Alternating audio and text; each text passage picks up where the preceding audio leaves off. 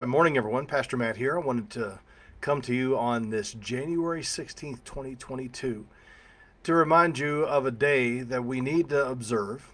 This is a day we need to observe, but it's also a day that I hate that we have to observe, and that's Sanctity of Human Life Sunday.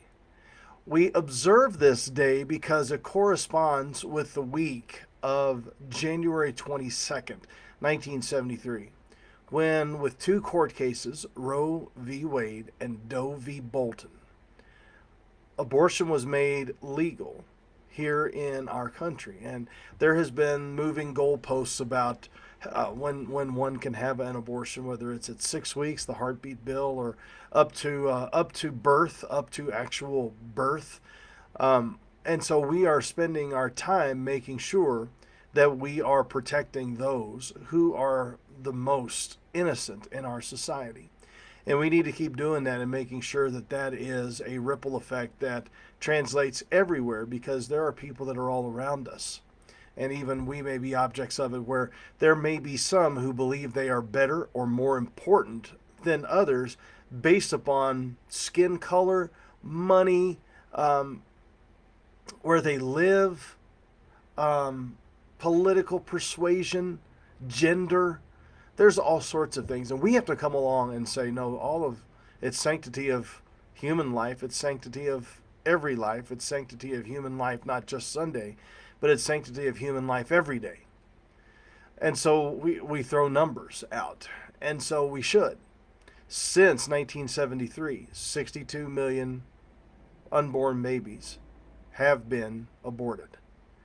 Um, that is Holocaust numbers, and there's no way to get around that. I know there are many that do, and there are some that even twist scripture to try to, I don't know, to try to justify what's going on. But we have to be sure that we are aware that sometimes these things happen because of a desperation on their part, or sometimes things happen like this because of a lack of desire to live with the consequences of actions. On and on and on. I'm going into all of that to say, yeah, there's sometimes it's really selfish reasons, and sometimes there are things that happen where, because of what people have been told, that they believe that this is the only option, this is the only way out to get out of this trouble. And I just pray that we can move back and step back and just really come along and say, wait a minute. Let's make sure that we are thinking through every step that's going on, whether it's unborn children, or whether it's racial issues, whether it's gender issues, whether it's you name it. And so this morning, while we normally would go to Psalm 139 or Genesis 1, this morning we're going to be going through Mark, and by God's kind providence, we have landed in Mark chapter 1, 12 and 13, where it talks about Christ being tempted. We are all tempted with wrongdoing, wrong speaking, wrong thinking. And that's where some of this stuff comes along, and we have to make sure that our minds and our hearts are aligned with what God is telling us about His values that are found in His Word, what He values.